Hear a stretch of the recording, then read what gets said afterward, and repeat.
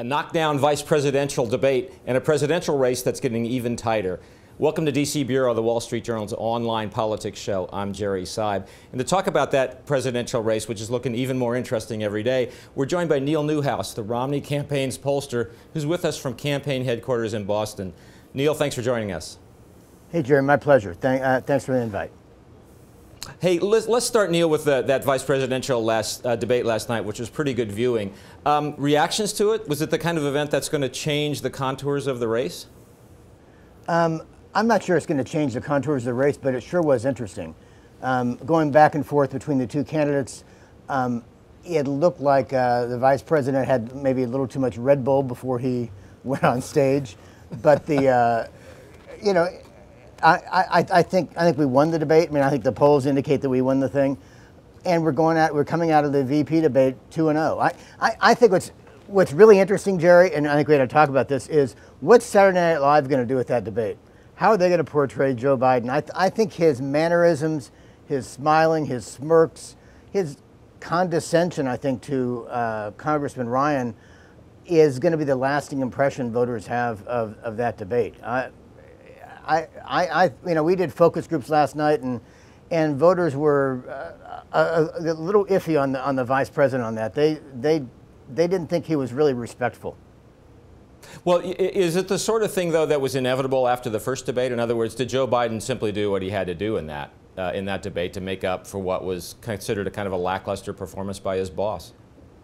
Yeah, but it was the style. I mean, I don't think it was well, let me start over. The president lost the last debate, not on style, but on points, on substance.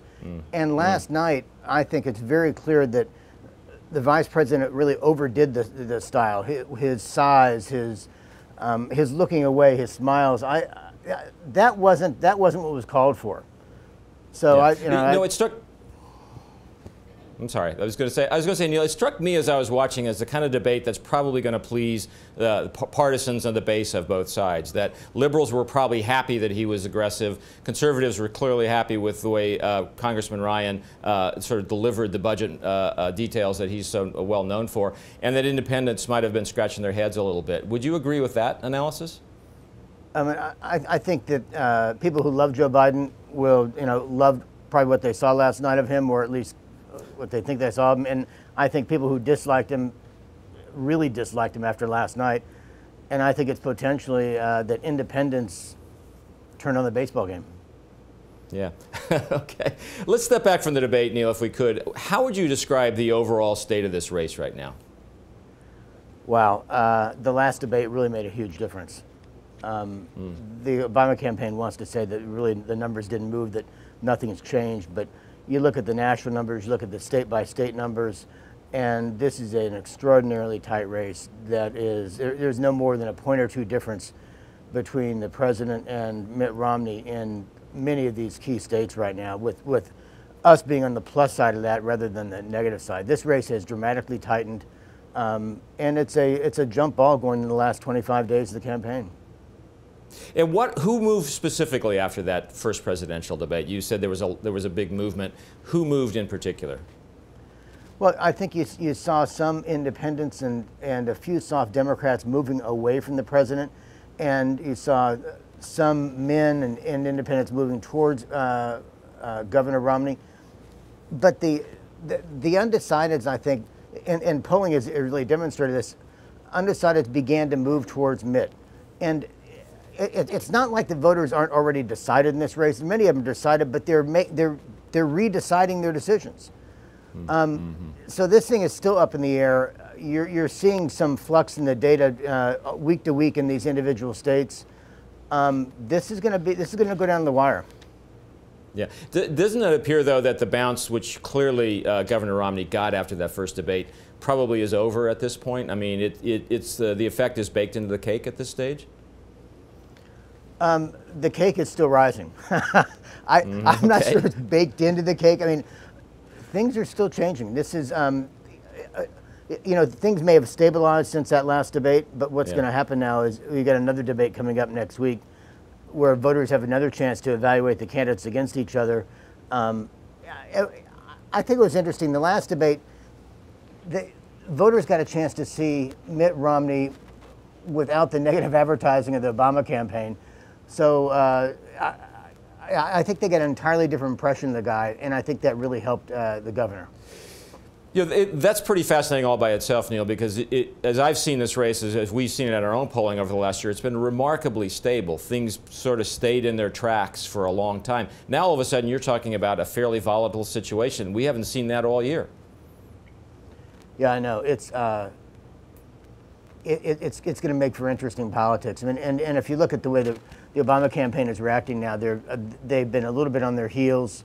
They're talking about kind of little things like Big Bird, and Mitt's talking about kind of the big things like the economy, the deficit, foreign affairs. This is, I mean, for as stable as this race was for the last couple of months, there's some instability in the core middle that are going to decide this election. You know, Neil, we've talked all year long about how the economy was this election. It does feel as if foreign policy has entered the dialogue a lot more in the last few weeks than it had before. Does it matter to voters, though? We're talking about foreign policy. Are they listening when the talk is about foreign policy, or is it still the economy, stupid? A couple of things on that. First of all, I think the debate last night between the vice presidential candidates, I think that's probably a little too heavy on foreign policy, so the voters probably tuned out of that a little bit. But there's no question in our verbatim comments from our surveys, what voters actually tell us when they're talking to us, is some of these foreign policy concerns are really rising to the top. That there is concern about Libya, about the Middle East. There was one voter the other night who told us on the phone, his comments, he was expressing his frustration with President Obama, and he said the Corporation for Public Broadcasting is not an issue. Libya is an issue. Iran's an issue. Those are the issues, not Big Bird. Yeah. Let me bring you to this back down to the states, as you were talking about before, battleground states. You know, in our polling this week, we had the race basically dead even in Florida, basically dead even in Virginia, but the Romney campaign's still behind in Florida, which is, excuse me, still behind in Ohio, which is a really key state. What do you need to do to close the gap in Ohio? You know what, truthfully, Jerry, polls come and go, and we're doing a ton of work in Ohio. I think we've closed the gap in Ohio. I think it's a dead heat. I think there's no more than a point difference between the two candidates there. I think we're right where we want to be 25 days out in that state, and I think we're going to win Ohio. Take a state like Ohio. Who are the undecided voters, and is there movement among women voters? There is movement among women voters. Who are the undecideds? It depends. You're running like 4 different campaigns in Ohio. There's a different campaign in the Cleveland and Youngstown and Toledo area. A different campaign in Columbus and Cincinnati, in the southern areas of the state that are impacted by coal. There's a lot going on in Ohio, and to define any one single kind of group of undecided voters, it's not undecided voters, but it's more persuadables. We think there's still more votes on the table there, and we think we're going to be able to turn it. Yeah. Let me turn back finally to the debate question. You know, we've had 2 debates. They've gotten a lot of attention. Is it your sense from your polling and your focus groups that voters are actually locked into these debates? My sense is we're getting a lot more viewership and a lot more buzz than normal, but maybe that's not right. What are you finding? Are debates really going to be a big part of this story? Yeah, I mean, Jerry, remember a year ago, I think I wrote a memo about the Republican primary debates, and I led it with Debates Matter. We had something like 20 debates in the Republican primary. Voters tuned into them then, and I think now they're extraordinarily focused on it. In one of our surveys that we did the other night, 80% of Americans, of voters in key swing states, said they were going to watch that first presidential debate. So it really does have the attention of voters. Now, most people are going to say, you know what, I'm not going to change my mind based on this. And that's true. Probably 85% will say that. But there is that 10% who are impacted by this, and that's who the key swing voters are. Well, Neil, it's going to be a fascinating final stretch run here, and I appreciate your joining us. Hope we can talk again. All right, and hey, let's go for root for the Nationals tonight. I'll be there. No problem. I hope to see you there. All right, thanks a lot.